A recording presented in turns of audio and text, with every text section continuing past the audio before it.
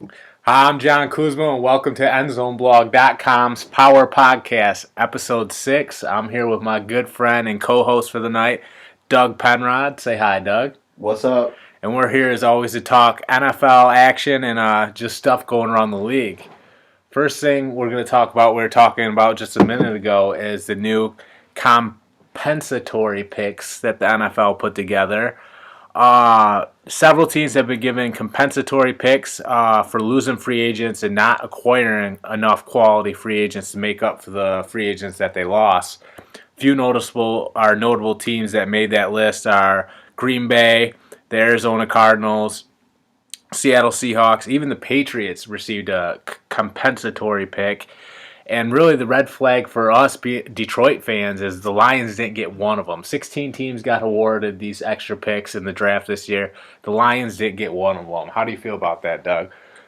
I think it's a little crazy, that the Super Bowl champions got a pick, I at least know. one pick. Right? It's like Belichick knows every system within the league. Even when they implement a new rule, he's trying to gamesmanship the new rule. And like you said, the Patriots got a compensatory pick, and I mean that's huge for building in the future, wouldn't you say? Yeah, absolutely, and it also says a lot about the front office and what they're doing to go the extra mile to get these extra picks. Acquire talent, Yeah. absolutely. Nothing slips through the cracks in New England. They're trading Jamie Collins. They're trading who's the pass rusher they traded to the Cardinals? Chandler Jones. They're always selling high on players that are very high valued, and bringing in draft picks and signing Chris Long, who you think is a Band-Aid player, but then they win the Super Bowl. It's just always been the next guy up mentality with this team, and that's why they're the best in the whole NFL. Cardinals, they got the most. I think they got 3 picks. These new picks, they start in the 3rd round, they're in the 4th round, the 5th round. So you're not getting a 1st or 2nd rounder, but hey, you get an extra 3rd. Suddenly you got 2 thirds, 2 fourths maybe, and you're bringing more talent into your roster. Absolutely. The Cardinals lost a lot of big free agents last year. I think they only signed 1 or 2 big free agents, so the league wanted to offset that a little bit, and that's what these picks are all about. And Arizona had a down year. David Johnson, is that his name, David Johnson? The running back? Yeah, man, that guy's a star though, man. Absolutely. Man, he was catching everything through the air. He was dominant on the ground. I thought that guy was MVP this past year, man. They always give it to the quarterbacks because, face of the league. But Johnson was a monster. Well, I'm a fan of that classic run game, so. Oh, I mean, smash mouth football. Ground and pound, the old school is the way to go, man. Yeah. What do you think about Zeke? Oh man, that guy's a real talent. Man, this is the next level. He's world class, bro. Yeah. Behind that awesome O line too, yeah. dude. And he was like the Rookie of the Year or MVP, or almost got both of them. He won Rookie of the Year. Matt Ryan won MVP, but Rookie of the Year, and he led the league in rushing. He was a rushing champion too. I mean, in total yards. So impressive. I mean, the Cowboys in 2015, if you don't remember, the Redskins won the NFC East, and Dallas was trash. Flat out, they were trash that year. I'm not even going to sugarcoat it. They were trash in 2015. For them to get Dak, to get Ezekiel Elliott, they're about to be resurrected. And they're just talking about that Jalen Smith, that linebacker who blew his knee out and he couldn't play. They're saying he might be better than Dak and Ezekiel Elliott. So, a linebacker? Yeah, man, out of Notre Dame. He was like a star in college football, but something was wrong with his I don't know if it was like the knee wasn't responding, like the nerves weren't responding or something.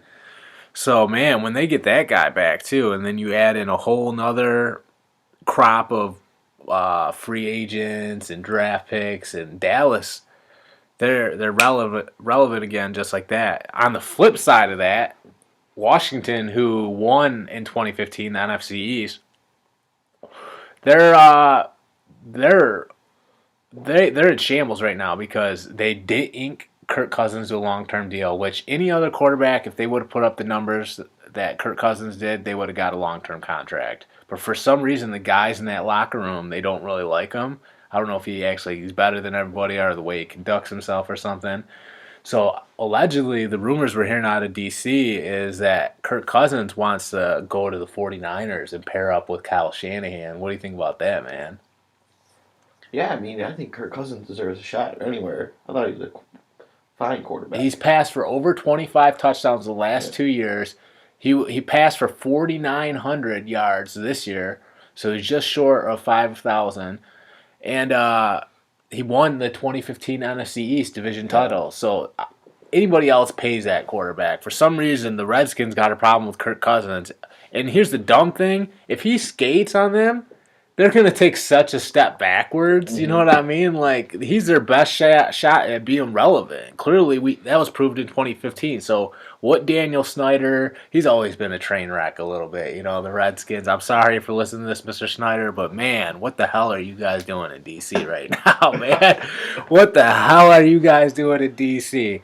First of all, sign your damn quarterback, because he's the best thing you guys got. What are you going to do?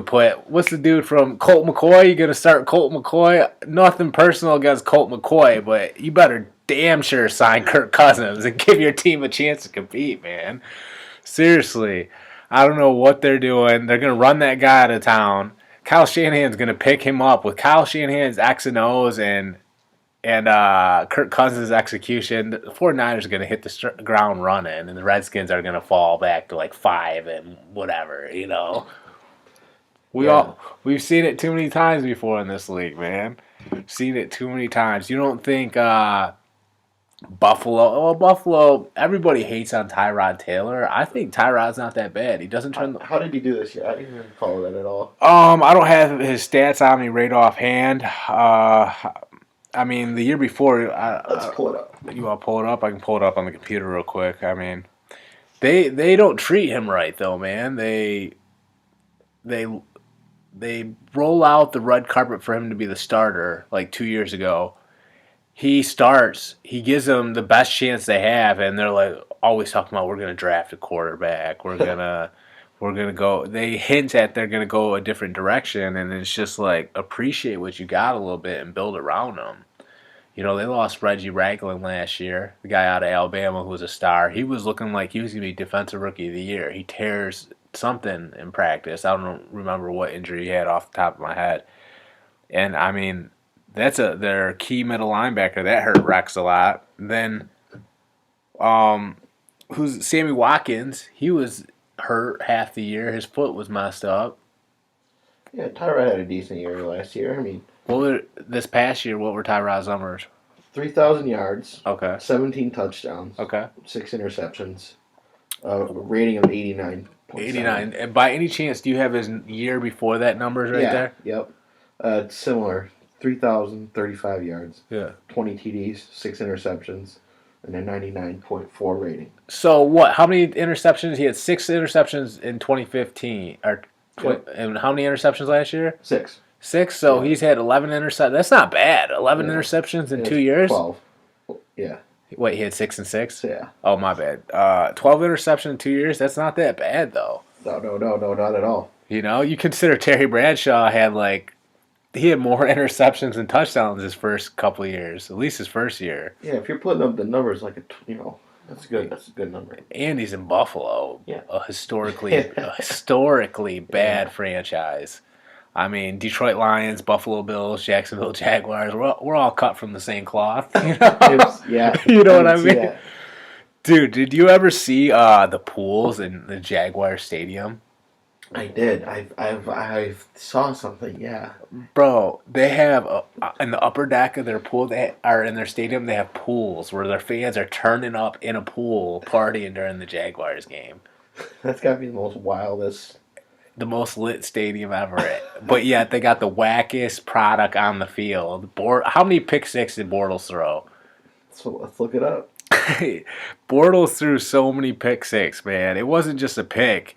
It was like, okay, he threw the pick and that guy's house calling it every freaking time, man. So he threw 23 touchdowns and 16 interceptions. 16? Tyrod. Yep. So he threw in 1 year more than Tyrod has in 2. Yep.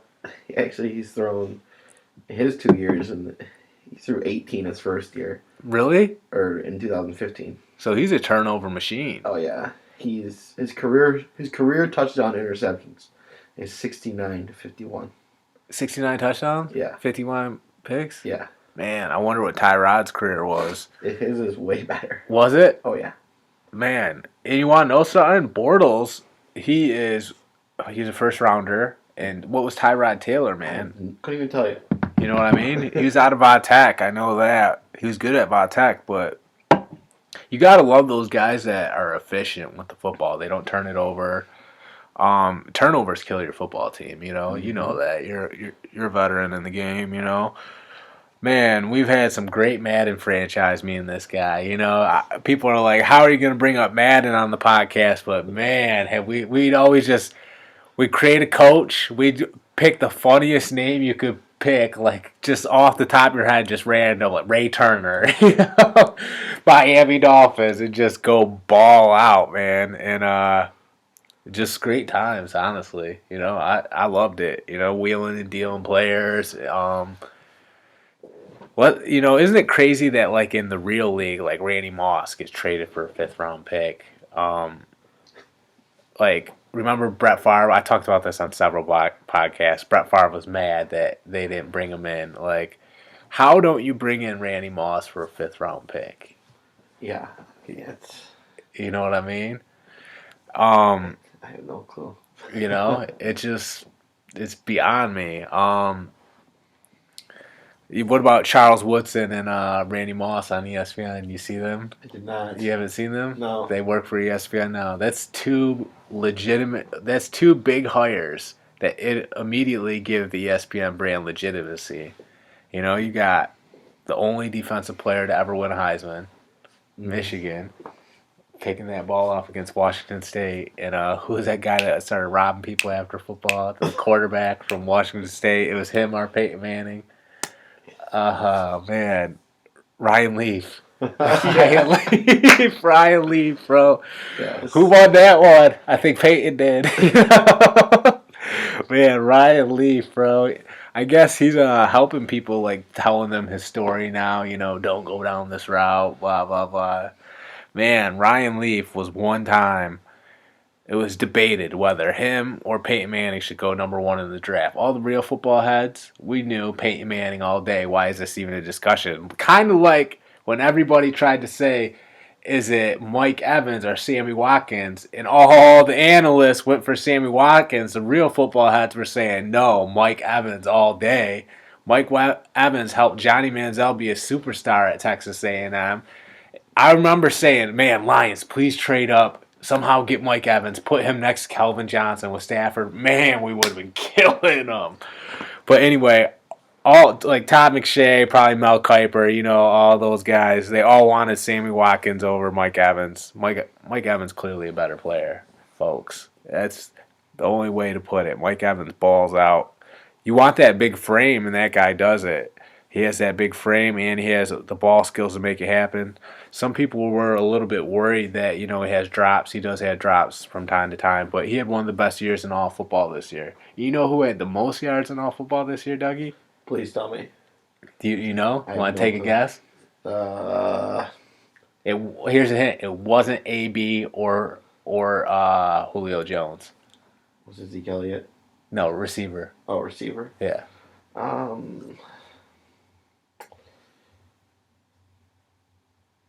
Marvin Jones. Marvin Jones? Oh, he was on fire at the beginning of the year. You want to know who took number 1 Who was it? this year? T.Y. Hilton. Wow. T.Y. had the most yards in the league this year. Isn't that pretty impressive? Yeah. Yeah, man. Over Julio Jones, over Antonio Brown. Antonio Brown's been on fire the last 2 years, man. That guy brings the heat. What do you think about Roethlisberger retiring? Is he really? Well, contemplating, yeah. That's like when Roethlisberger goes, when Eli Manning, Tom Brady, and Drew Brees all go, and Phillip Rivers. Yeah. Gone. That was our era. You know what I mean? That was us, man. That's some good football. That was some good football. It turned the league to a passing league. Yeah. Man. Remember back in the 80s, it was just like all defense and a running game and a shitty quarterback. You remember? Now you got Brady just like, yeah, I'm losing halfway through the third quarter, but I promise you we're going to win this Super Bowl. It's crazy, man. And they can do it because that guy can sling, man. And for real, in the 80s and early 90s, quarterback play was so bad. If you had like an 85 quarterback rating, you were sweet, bro. Now it's like 105, like it's just crazy how far we come. Almost 20-point increase from that era now, quarterback rating wise. And it's a whole new era, Advance. We talked about this in the past too. Advancements in science, medicine, weightlifting. If you got injured back in the old day, if you tore your ACL, it was over. Not anymore. You can bounce back from that. That's Dr. James Andrews. I think that guy does every single knee surgery. Every time you see someone's leg blowout, it's like, yeah, they're going down to Alabama to see Dr. Andrews. I don't even know what he does. Does he take a piece of your like Achilles and put it in your knee? And he's like, "You're good, baby."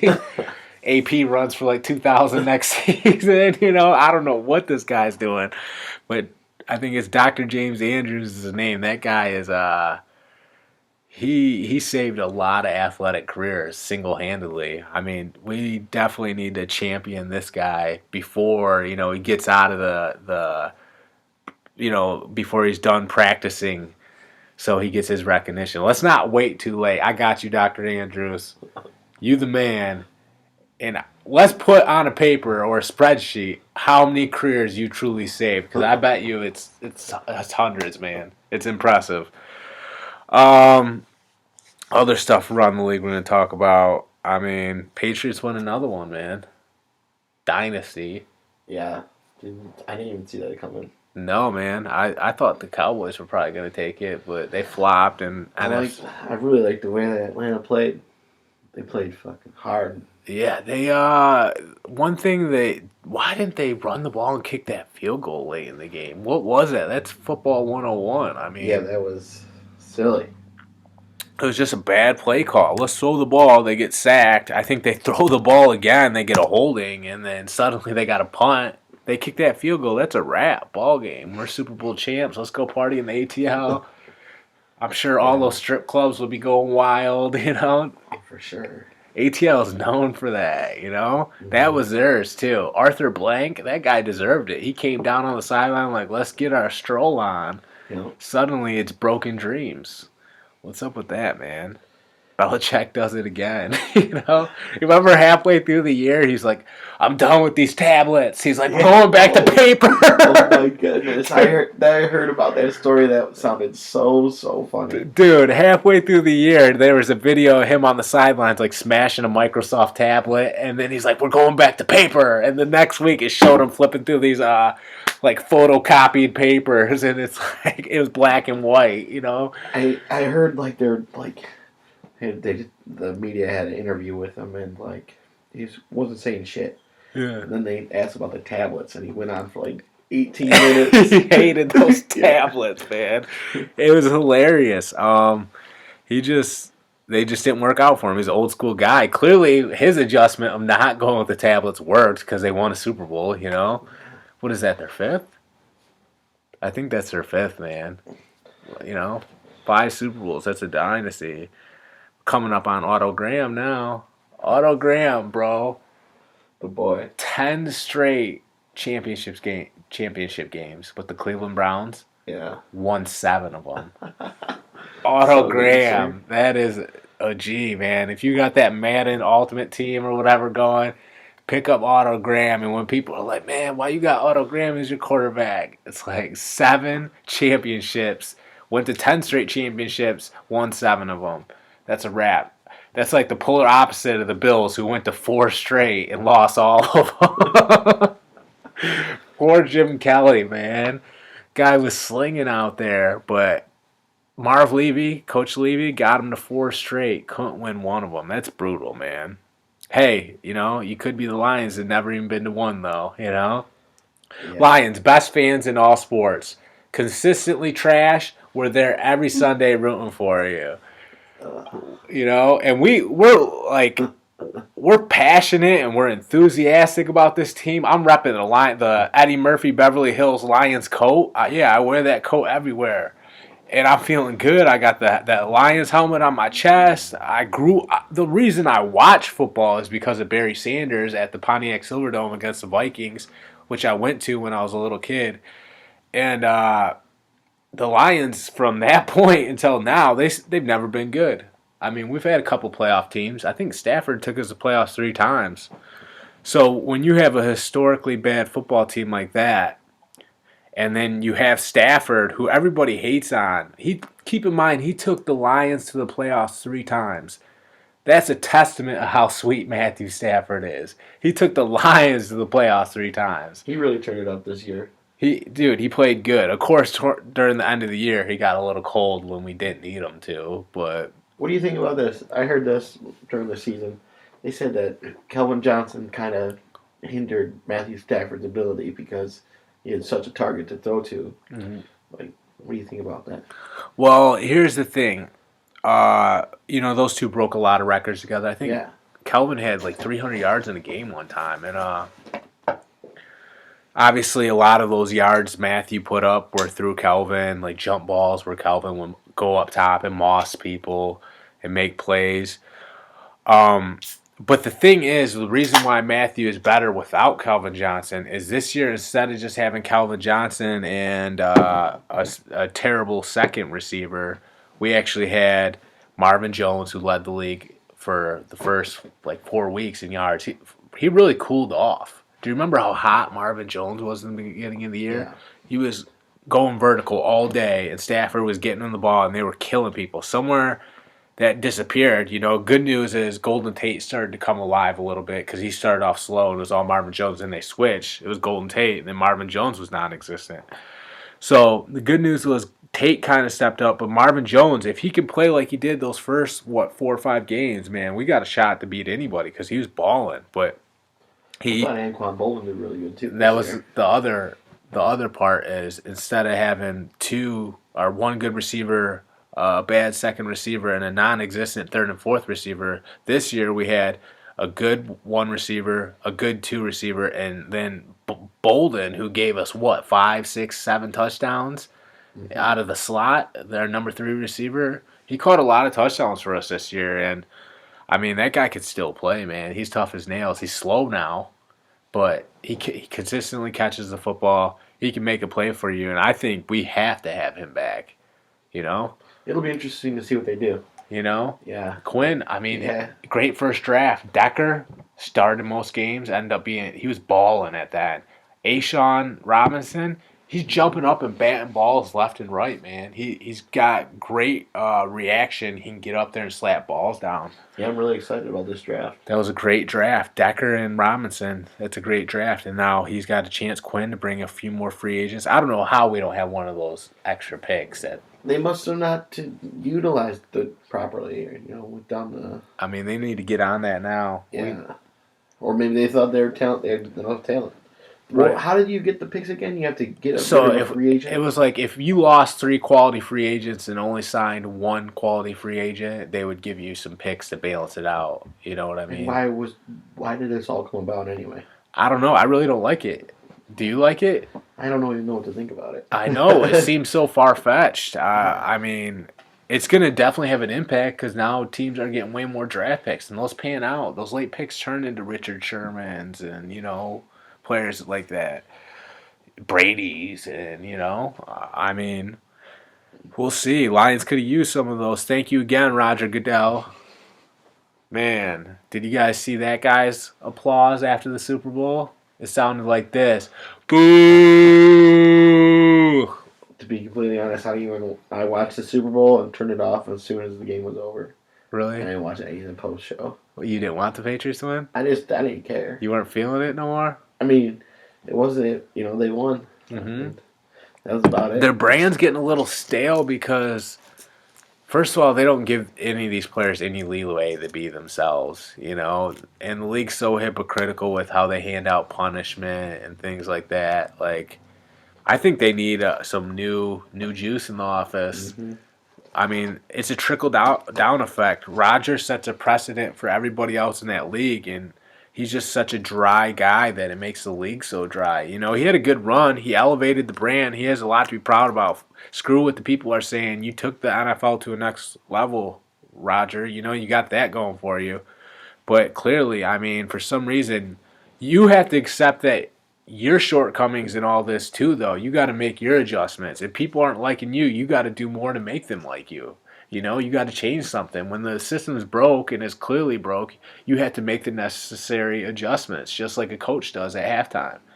And maybe, I don't know if he's got to go out there with the play 60 and start kissing some babies on the forehead, or, you I know. think they need to take a look at the rules and stuff, and penalties and the commercials. Like, if the NFL is making so much money, and why don't they just sell all the way out and put logos on the jerseys and Right. logos on the field, on the football, on the goalposts, on the sidelines? Right. Sell all the way out, so you don't even have to have commercials. Right. Like, So you're done with commercials? over the commercials are trash. Yeah, they are trash, man. The Super Bowl commercials were bad. They were terrible. They were bad, man. Terrible. When we were growing up, remember, people didn't even care about the My game. They're gosh, like, I yeah. want to see those commercials. We get together with my aunt and my mom. That was their jam. Exactly. Some Clydesdale Yeah. Budweiser commercial that just set it off, you know? Like, Oh yeah. But yeah, I'm just so sick of commercials, penalties, penalties are terrible, man. and like just bad decisions. Like I really wish they would like call headquarters and check these rules out, Right. make it official. Man, sometimes like in the playoffs, someone would try to tackle a quarterback and they would throw a flag and it would change the outcome because it would be like third down and that team would get a whole new set of downs like down the stretch and then that team would score. These penalties were changing the outcomes of games. And the penalties are so bad timing and bad calls. It's just, remember when they had the scab refs? Oh my gosh. And they were so Oh my bad. gosh.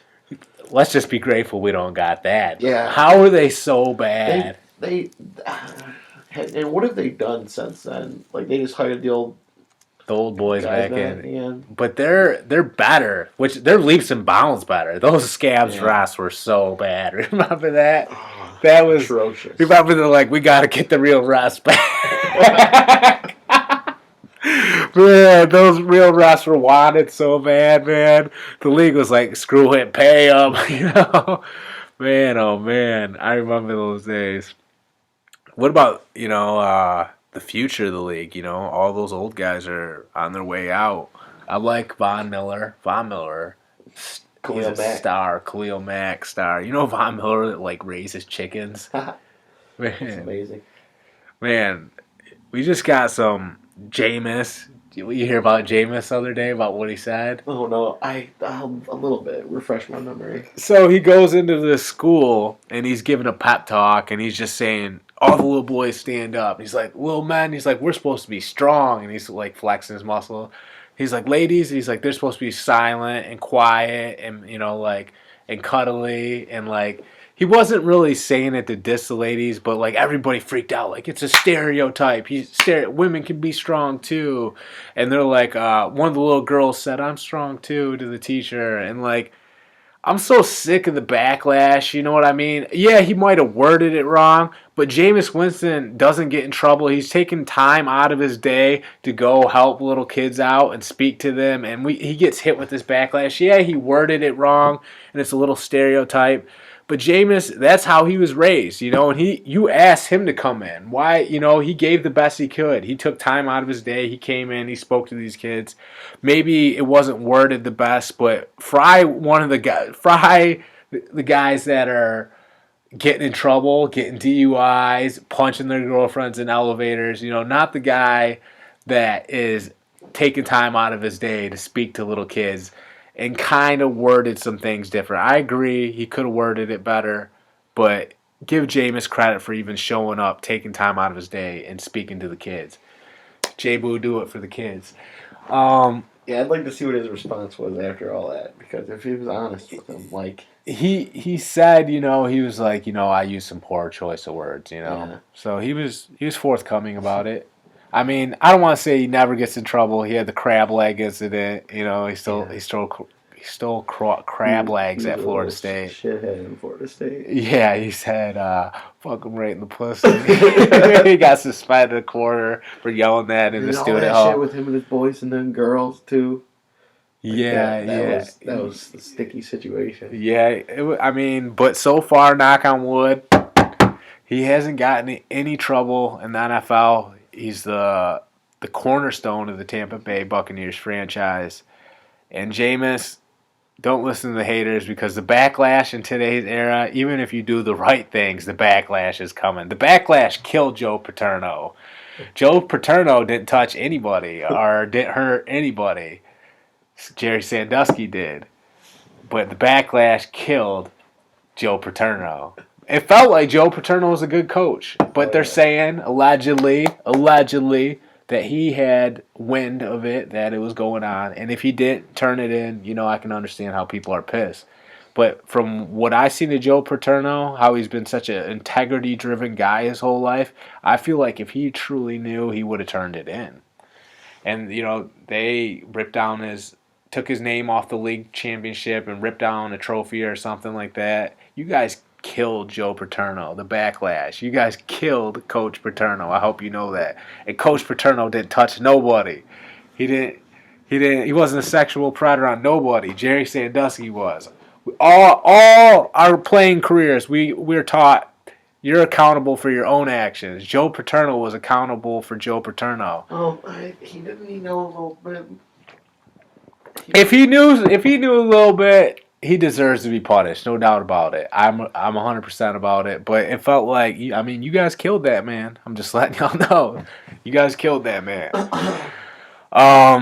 Scandals, man. Scandals are everywhere. It's insane. Syracuse, Jim Boeheim had that scandal. Rick Pitino had a scandal. Baylor? Bobby Trino. Baylor. There was like 52 gang rapes at their school or something. Cops involved. It's out of control, man.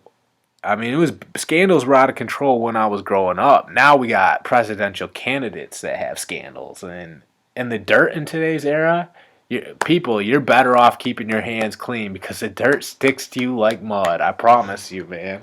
Don't even go on the internet, kids. Right? Seriously, anything you log is there forever.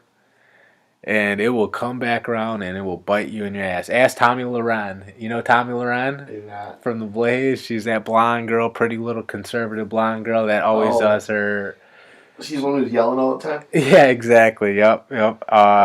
Anyway, she used to dance at college. She went to UNLV. She used to dance to Pop That P, Pop That Pussy by Two Live Crew, and people scrolled through her tweets and saw her old tweets, and now people always tweet her pop that P. Yes, you can send me that link. Right, but the thing is, people are oh, we got something on her. Man, if you search hard enough, you'll get something on anybody. You know what I mean? We all have things in our past that we did that weren't ideal for our circumstances now. Yeah, I look at my old stuff, I'm like, man, I was an idiot. Exactly. It's part of growing up and the maturation process. So Technology is so crazy. Technology now, man. That's why I don't know what people are doing with like sex tapes and things like that. That's out of control to me, man. That's gonna be on the internet forever. You're gonna have kids and they'll be like, oh, look at you, mommy. Man, I don't know what these girls are thinking out here, man. Von Miller did one with a girl. That's probably gonna come back and bite him. Crazy. It's a crazy world today. The internet. Snapchat. A lot going on out here. I want to take the time to thank my co-host for checking in tonight, Doug Penrod. It's been a pleasure. Thanks for coming in, my dude. From Urban Drive, right down the way. Now he's in the shores now, but thank you for coming. Thank you for tuning in, and everybody have a great Friday night. Stay blessed. And go check out endzoneblog.com.